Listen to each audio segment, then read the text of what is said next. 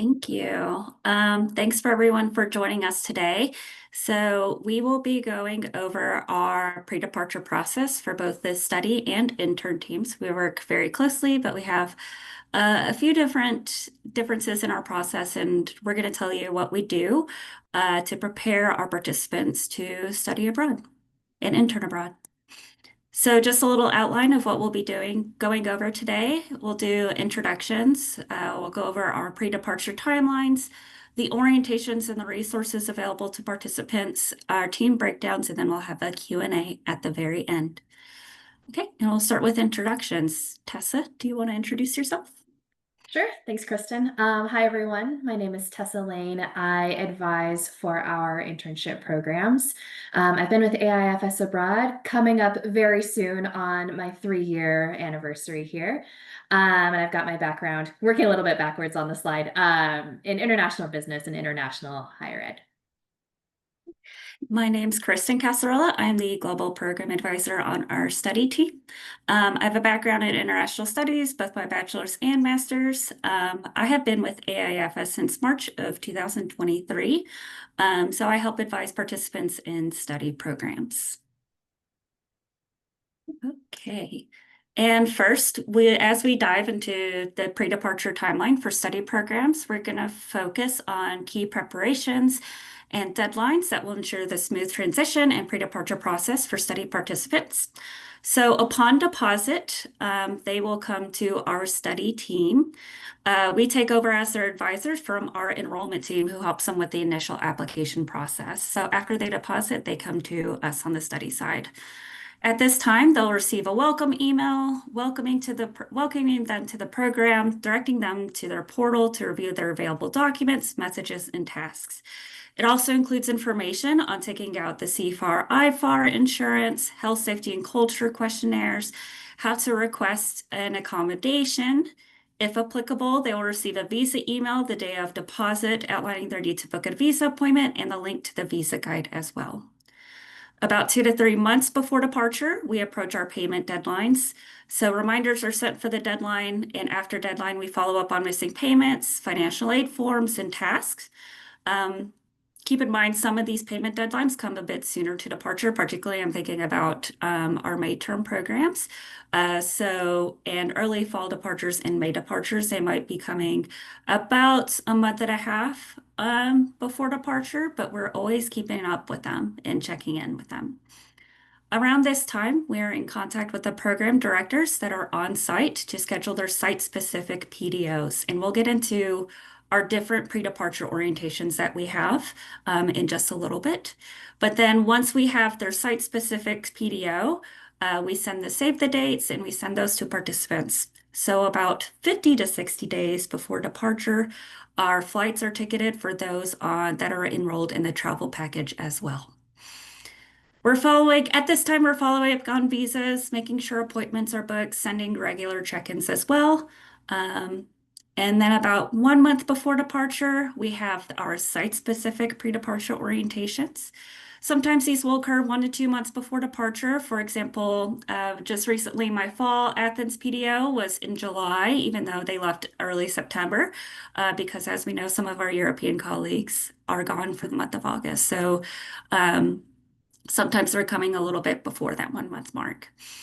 We'll make enrollments for our participants into their CISI insurance around this time as well. They'll get a welcome package from CISI. It'll include their ID, their insurance ID, and includes emergency contact information for insurance as well.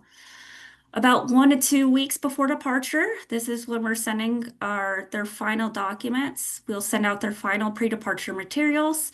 I'll get into what this kind of looks like a little bit later. But in order for a participant to receive the final materials, their payments must be made, or they must have their financial aid forms in. All their tasks must be complete on their portal as well.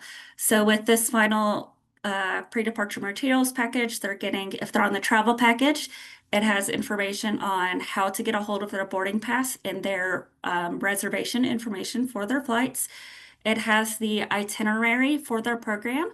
The itinerary doesn't include just dates for the program. It has very important information for arrival, such as emergency contact information that they have for the US and on-site emergency contact information, and arrival information, health insurance information, embassy information. So it has very important information they should keep on hand with them when they depart. Very close to departure too, we'll send a farewell email, just reminding them where they can find any last minute information. We'll send a pre-departure survey as well that helps us improve the process for our future participants.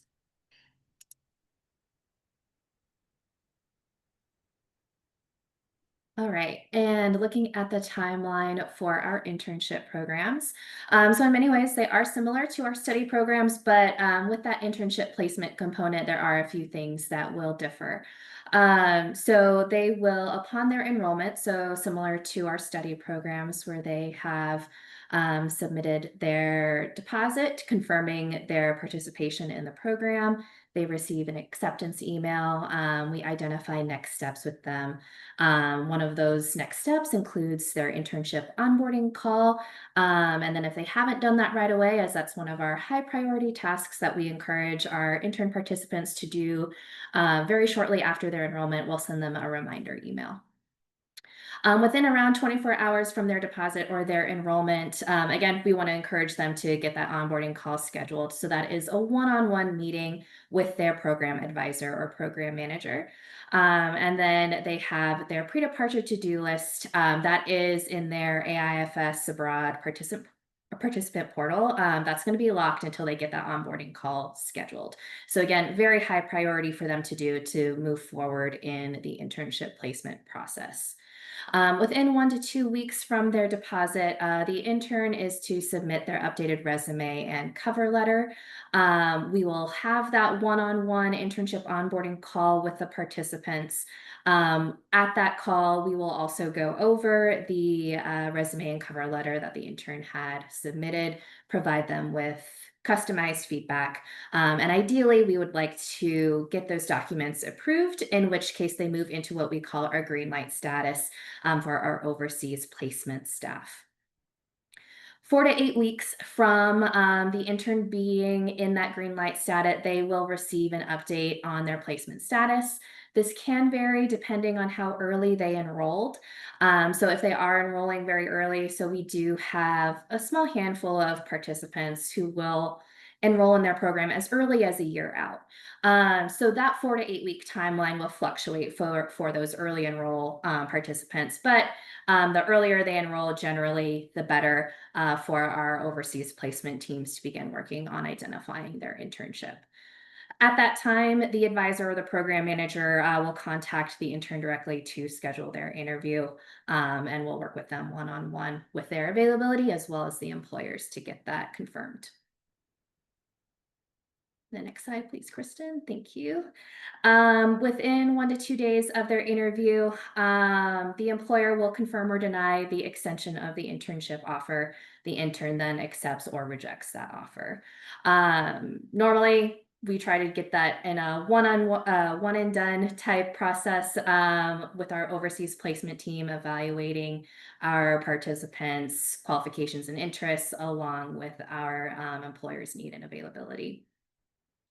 Within 1 to 3 days from their confirmed placement, we confirm with the employer a brief outline of the internship tasks. So what the intern would be working on for throughout the course of their internship program. We will initiate the visa or internship agreement documentation process if that is applicable. So we do have a handful of program locations where a visa or one of those agreements are required. Around 1 to 2 months before their departure, there are payment deadlines and follow up on past due payment reminders. Pre-departure tasks are due, and we follow up on any past due tasks. We will host our site-specific PDOs as well, so similar to study. And then we will ticket any participants who are on the AIFS travel package, and we work with the travel partner to get those flights booked.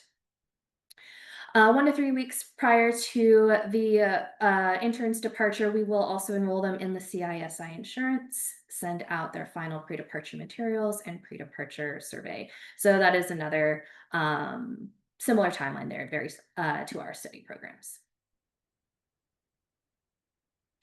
With our internship placements, so just some additional context on what that looks like. The interns are presented to employers that have tasks or projects that will fit at least one of their approved career fields. So when an intern participant submits their application for an internship program, they are approved for those 2 fields with their application. Upon enrolling in the program, they are agreeing to an internship placement within at least one of those 2 career fields. A specific internship, employer, or set of tasks cannot be guaranteed, but we can indicate that for our overseas placement teams as a preference for that participant. The placements themselves are generally full-time, unpaid internships, around 35 to 40 hours per week. A typical schedule is more or less a 9 to 5, Monday through Friday, but that can, of course, vary on the location, the career field. For example, been working with a handful of students recently with event management as one of their career fields. So that's one where, perhaps some weekend work may be required given the nature of the event, but the total hours will balance out over the course of that week. The internship placements can be hybrid or in person, and the employers can be anywhere from small to mid-size organizations, or that's generally the norm. But of course, there are a few outliers there as well. But that's what we advise our intern participants to be prepared for. Generally, they should expect one interview when it comes time to interview with a potential employer. A second interview is only going to be scheduled if an offer isn't extended or if an offer isn't accepted.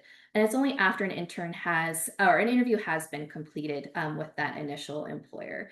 Part of that is for their overall professional development, for them to have that experience of meeting with an overseas employer, taking that time to go through the interview process, get to know them, get to know the potential work that they would be doing. Generally, interns will not receive a list of options to choose from.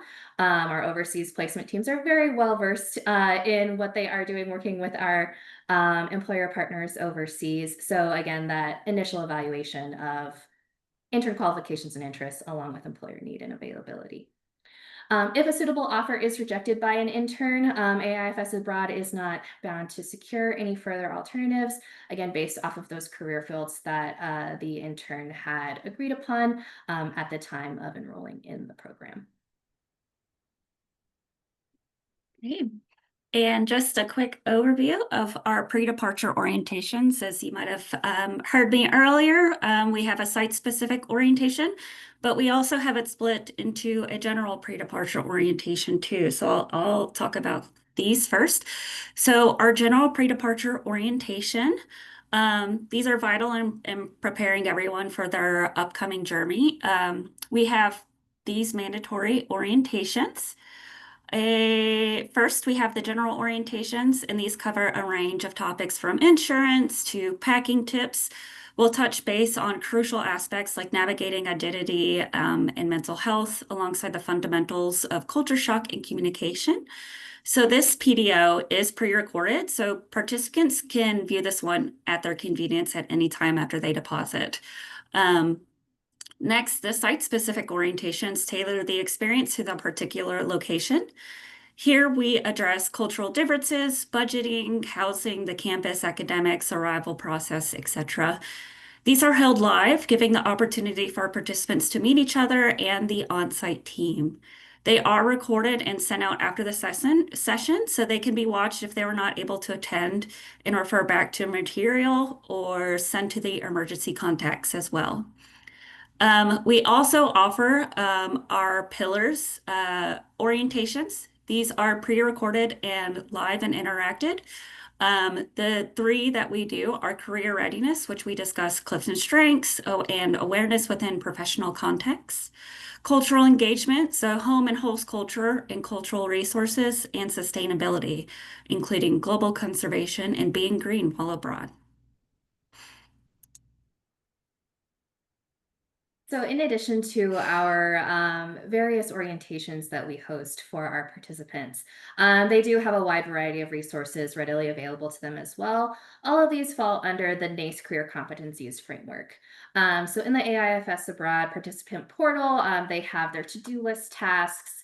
They also have program documents, so items such as their visa guides, campus maps, documentation about their travel package, even guidance on using the proper converter and adapter while they are abroad, etc. They also have access to their visa and internship agreements, so we will work with them on making sure all of those documents are squared away, and then we house all of those in their participant portal as well.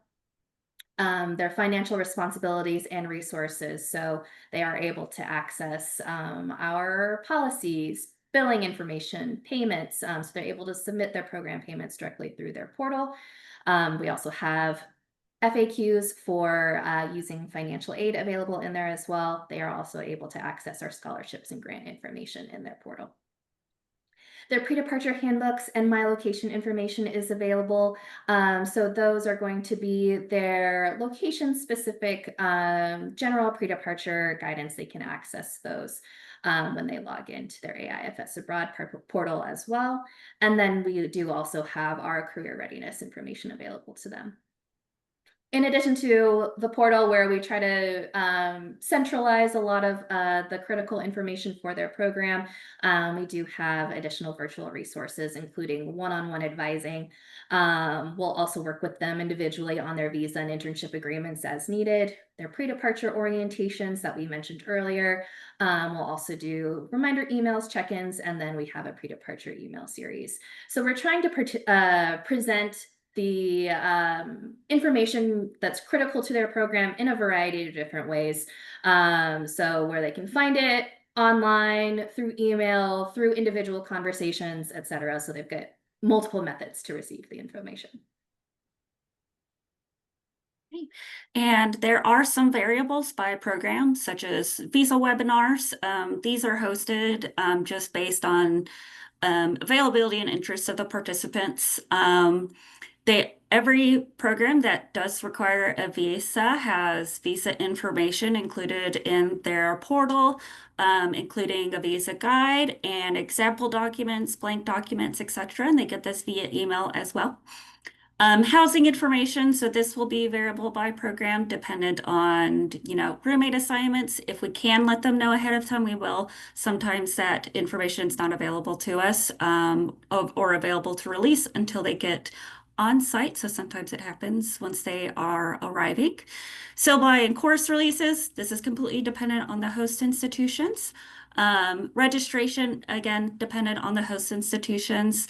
And the AIFS Abroad travel package offering is variable by program too. With the syllabi and course releases, I will say we update them as soon as we have the information to us. And the registration, every participant can find course enrollment registration information in their portal under messages. And we send this to them in multiple formats too. We send it in email, it's there on their portal. And again, we are always available for one-on-one advising sessions should they have any questions. And as we finish up this meeting, just a quick breakdown of each of our individual teams. We do not expect you to memorize these. You have your wonderful university reps with AIFS.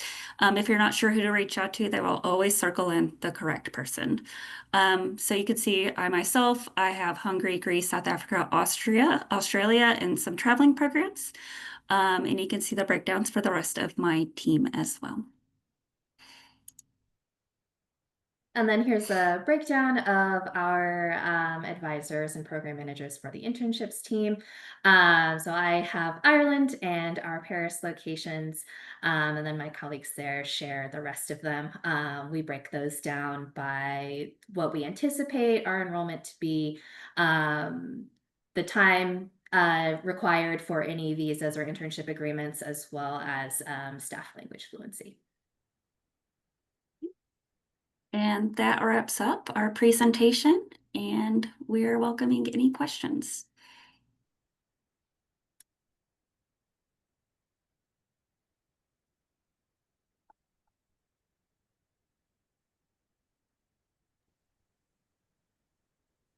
All right. While folks are thinking about what they might like to ask, I'm going to go back to some questions from the registration. This one made me laugh out loud, so I'm going to read this one to you. I'll drop it in the chat as well because I think it's something we are all working on. What are some clever ways of helping information covered at PDO stick for Gen Z students? So that question for both Kristen and Tessa, what are you finding that works? And then folks in the chat, certainly feel free to drop your ideas or similar struggles. Definitely trying to share information in various formats, especially like acknowledging that people's brains work differently, right? So we do our best to make sure that all of our participants are receiving the same information, but in different ways. Email, of course, is just the standard par for course when it comes to being a working professional. So that's something that we are still stressing our participants to, engage in proper email etiquette for their programs. But we also want to make sure that they are capturing the important info that's needed. So something that our team has leveraged recently is just trying to make the emails more visually appealing, where we, even something as simple as changing font color to get the eye to go to a certain piece of information that we really want them to see. So that's something that, at least for the internships team, as we are working on following up with our participants after their onboarding calls and summarizing that information we go over with them, we've got some colored headers just in there. So very simple. I wouldn't necessarily say it's revolutionary, but we have noticed an improvement.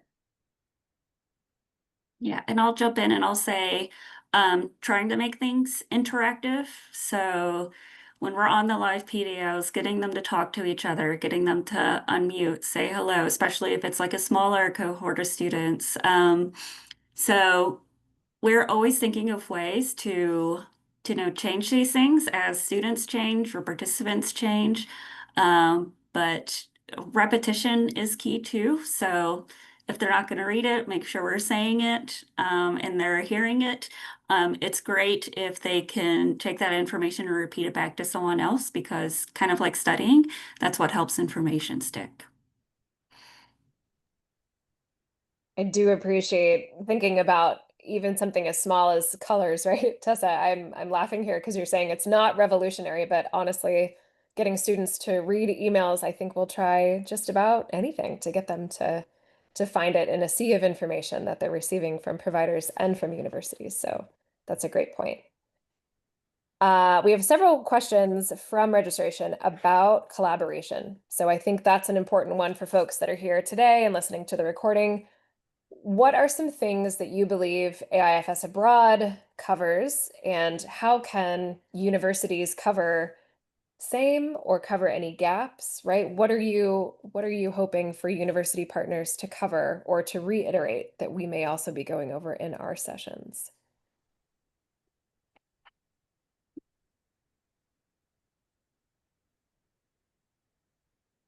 I think in this day and age, it doesn't hurt to, you know, over cover health and safety.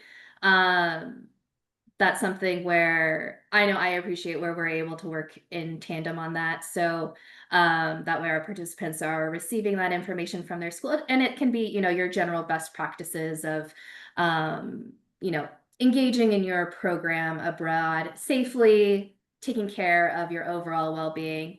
Because we, of course, want everyone to participate in their program in a healthy and safe way.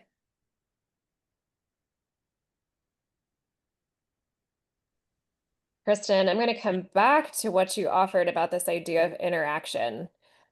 There were some comments in the registration about engagement. So when you think about interactivity, you mentioned some like getting them to talk to one another. Do you have any favorites that are tucked into any of these sessions that you find really work for engagement? Um, it really starts with getting them to talk about themselves, and then once they start talking about themselves, I think they can start talking about maybe the more nuanced parts of the program, and maybe that gets them more comfortable to ask questions, whether to its other students or to us while we're on it. We start with a chat. Sometimes we'll do breakout rooms too. Depends on, the success or the quantity of participants in there. Like I said, if we have like a smaller cohort, a lot of my on-site directors like them to have their cameras off, and we'll start with like a warm, friendly chat and make it feel like warm and comforting. And then that does seem to get them to open up a little bit more. If it's a larger party, we'll do the breakout rooms, get them to talk about themselves, what they're looking forward to, and that seems to really work. Awesome. I think it's helpful to think about a tool like Zoom too, right? Where you can use tech and you can use breakout rooms, try to get them to engage in a smaller group because those bigger groups might be kind of intimidating. Mhm. Let's see. I'd like to know just recently, because you mentioned, I know the teams work on these together. What sort of new ideas have you incorporated? I know that we go through these season after season. What are some new things that have been added recently to the PDOs that you'd like folks to be aware of? I think with our general and our pillar sessions, so we do have the pre-recorded information available to the participants essentially at any point. But we do have the live interactive sessions as well. So another way to incorporate that engagement, we send out that information when it comes closer to hosting the site-specific PDO, where we frame it more or less like as a series, try to help break up that info as well. But those interactive sessions, following up from the pre-recorded info is another way for our participants to connect with each other and to talk about, some of those more broader general pre-departure info, or the info related to our AIFS Abroad pillars, where they can discuss things like sustainability while they're abroad, cultural engagement, career readiness, and draw those connections together as a cohort.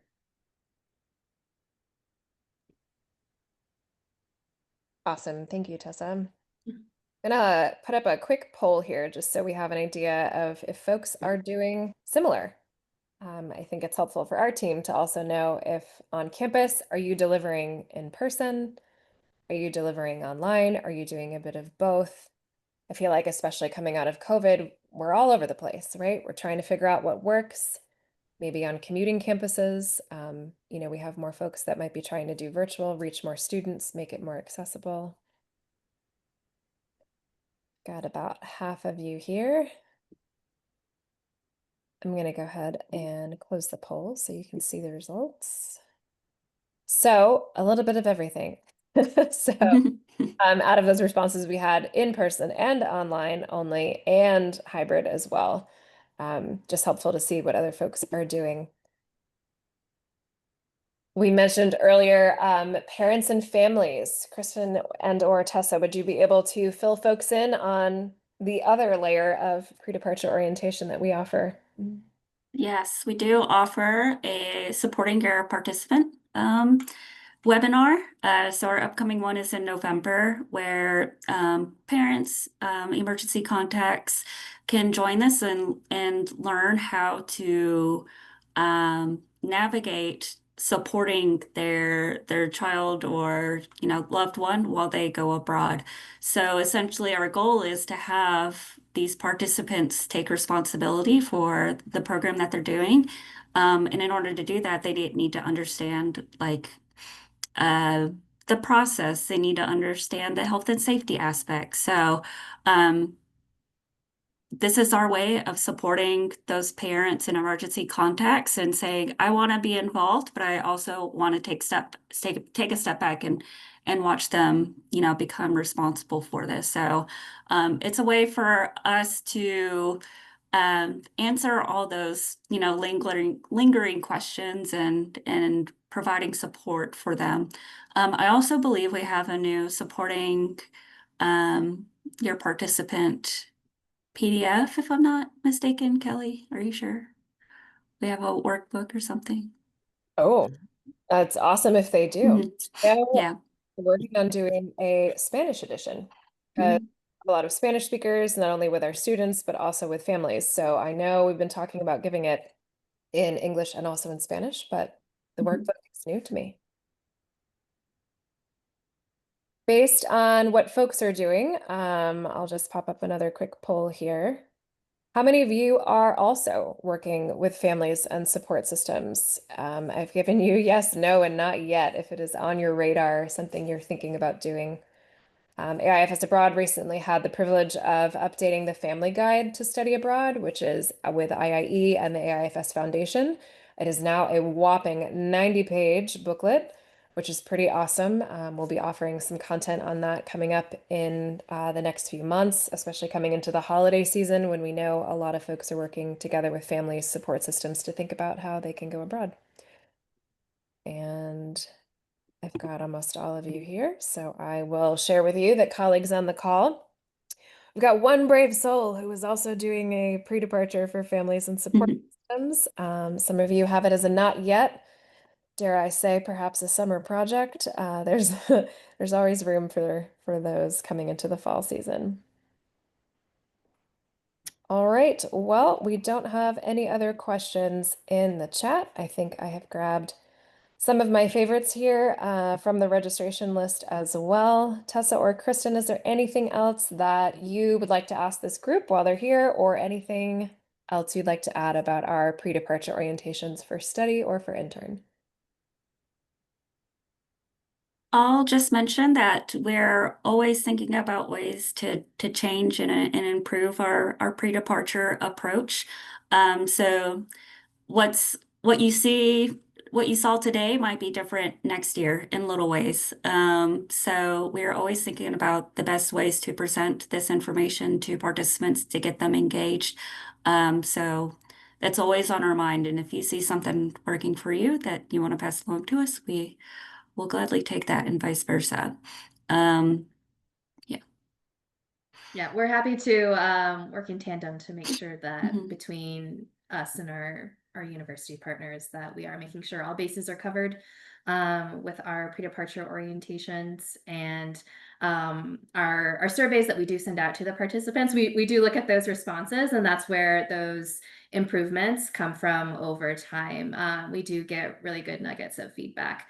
And so we adjust our pre-departure process based off of what our participants share with us, the information that they find important, the ways the information was delivered to them that was really effective, that sort of thing. We factor those in as we continue to work together across our program operations teams to make sure that they have a very positive and feel prepared throughout their pre-departure. You make a great point, Tessa. I think that's also something that could probably be used on campuses as well, right? If there's a way to do a short survey just to indicate that you are on the right track. Granted, we're trying to get them to read emails as well as respond to surveys, so pick your poison there, but I think it can be useful just to get quick hit feedback to see that they are indeed engaging with the material and it's working. So always good to have a metric.